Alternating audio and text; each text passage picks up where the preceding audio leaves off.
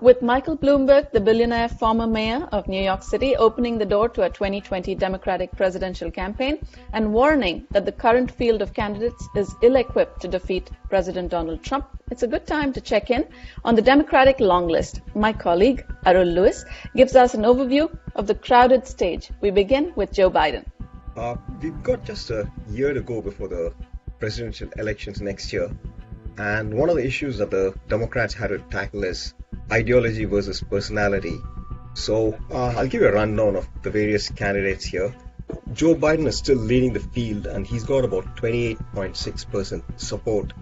But the drawback is the exposures regarding his son's role in Ukraine and also his age. He's going to be 77 this month.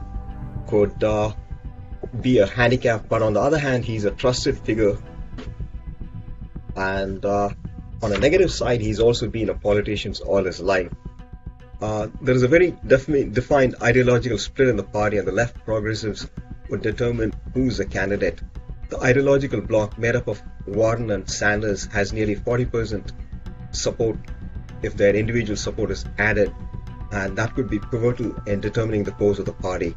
Warren, a Harvard professor and senator, has managed to become a formidable challenger with radical policies like the government healthcare system for all.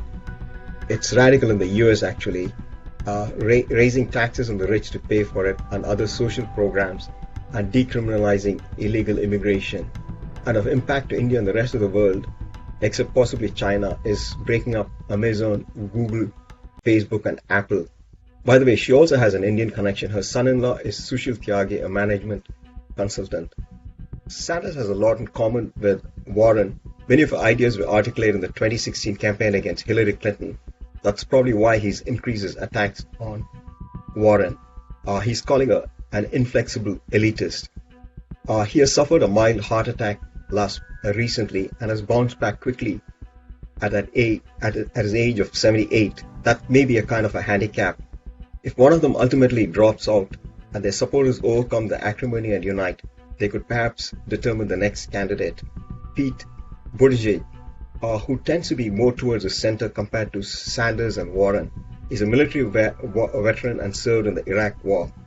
He's now the mayor of a small town, South Bend, but has made a big personal impact.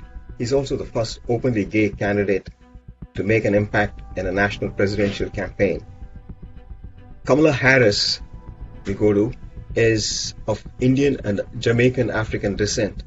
She started off strong and was even second in the polls at 15.2% briefly in July, and then she began losing ground.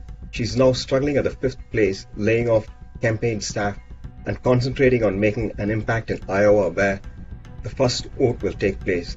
Her past as a prosecutor in California, strict on enforcement, is probably affecting her attempts to build support among African Americans, an ethnicity with which she primarily identifies. The primaries and caucuses start in 3 months, and by March, when the voting has taken place in a third of the states, we'll have a better picture. Although every Democratic frontrunner leads Trump in the polls in the electoral college system that the US has, which is not quite a direct election system, the so-called 6 battleground states, which can go either way, Trump is within 2% of the Democrats. So ultimately, for the Democrats, it's going to be ideology